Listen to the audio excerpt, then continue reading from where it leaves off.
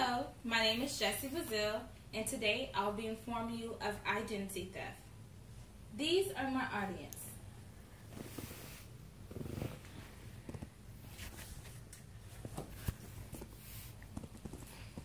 What is the #1 growing crime in North America today? Does anyone know? The Federal Trade Commission reports that the #1 growing crime is identity theft. Identity theft can happen to anyone in this room.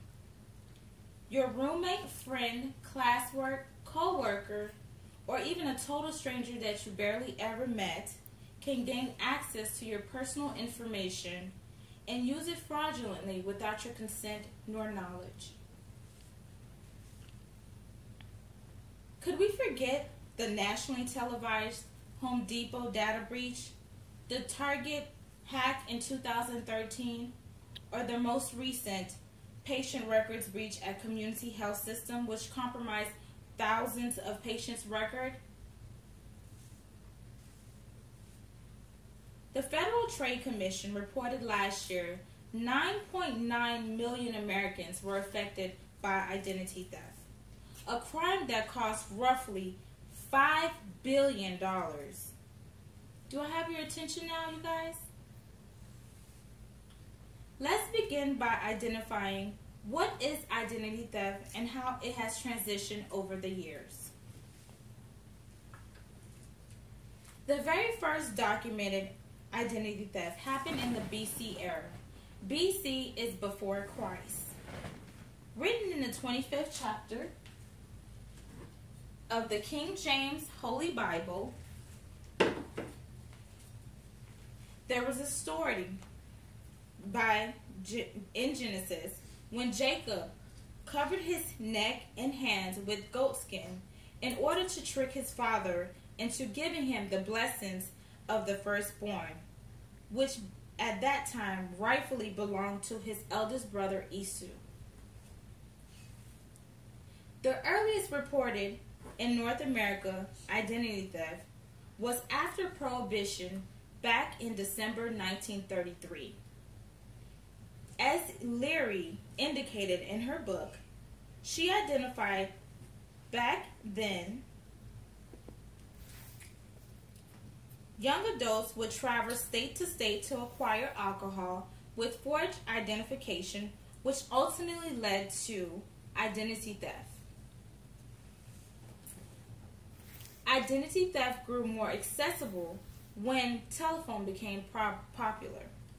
Scam artists will call victims randomly and trick them into providing personal information over the phone unknowingly of the potential harm. The next form of identity theft was called garbage diving. Garbage diving entitled scam artists to dive into garbage can to obtain personal documents that was improperly disposed of from us, and they would go into the trash can, retrieve those documents, and use it for fraudulent usage. Documents such as bills, insurance information, personal information, demographics.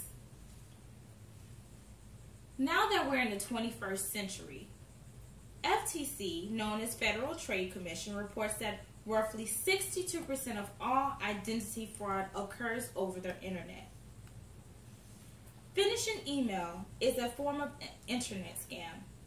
Phishing email typically directs the user to visit a website where they're asked to update personal information such as password, credit card information, social security information, bank account information, and anything else a legitimate organization already has the information to.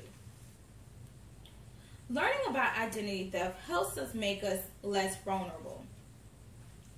Preventing identity theft starts with managing your personal information carefully and sensibly. Don't carry extra credit card, social security information, or even birth certificates if you can help it when you're leaving your home. If you're going for a jog, it's okay to leave your wallet at home. Make sure you monitor your credit reports. Equifax, TransUnion, and Experian are three major credit bureaus, and all three provide a free once-a-year credit report. But of all the facts of identity theft, there are two that we should never forget. Identity theft is not only preventable, it is also fixable.